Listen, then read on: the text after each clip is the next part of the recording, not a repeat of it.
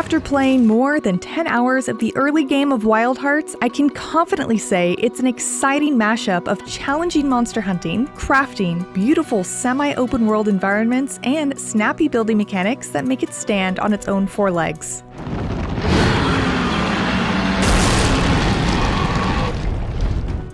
The entertaining hunt-craft-hunt loop of Wild Hearts isn't unfamiliar to me, but the presentation and seamless storytelling were unexpected. Story quests are generally tracked on screen, much like in a standard action RPG, but you can take breaks to hunt specific monsters by starting optional quests from any campfire or the map. Completing these unlocks more optional quests, grants orbs to awaken new Karakuri, the building mechanics of Wild Hearts, and rewards those sweet mats to upgrade your equipment. It's an easy-to-understand, streamlined process, which is good or bad depending on your perspective. This might also change as the game progresses. I was only able to fight 3 of Wild Hearts' large beasts called Kimono and unlock 4 different upgrades after all. There are 8 totally different weapon types to master, ranging in technical difficulty from very easy to grasp, like the Karakuri Katana, to requiring both understanding and skill, like with the bow. There are short optional tutorials with a mechanical bear, but they're pretty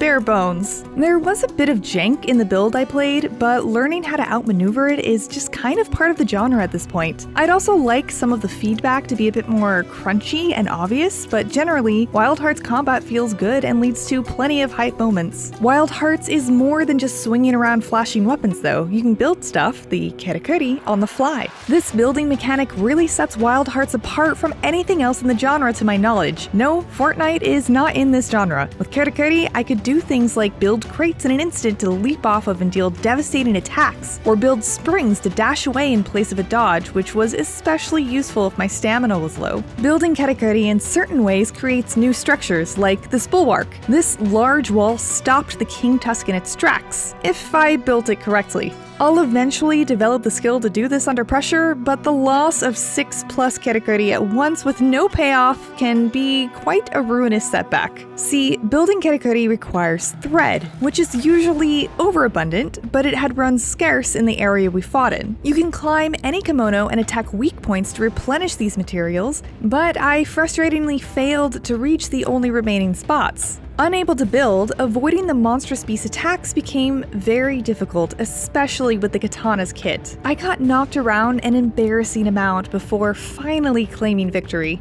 Despite the difficulty I described in this instance, I did only die one time, and I never failed a quest. I also can't help but blame my own inexperience with Wild Hearts at that point, and that frustrating near failure made figuring out what did work all the more rewarding. I slayed the King Tusk in much less than half the time with the parasol-like Wagasa, since I could rely on parrying instead of trying to iframe my way through a wall of fleshy vines. Outside of combat, you'll need to use Karakuri to get around. Luckily, the things you build stay in your world for good, at least until Kimono or you destroy it. Though I was able to explore almost every nook and cranny of Wild Hearts' first of 4 hunting grounds, Hanagasumi Hill, there's still more to do. The gorgeous scenery is rewarding and fun to explore even without the many incentives like gathering crafting materials for meals and equipment. There's even a collectible in the form of 50 Tsukumo, little hunting companions that get stronger the more you find. I found more secrets too, but I won't show more than this. All in all, Wild Hearts is promising,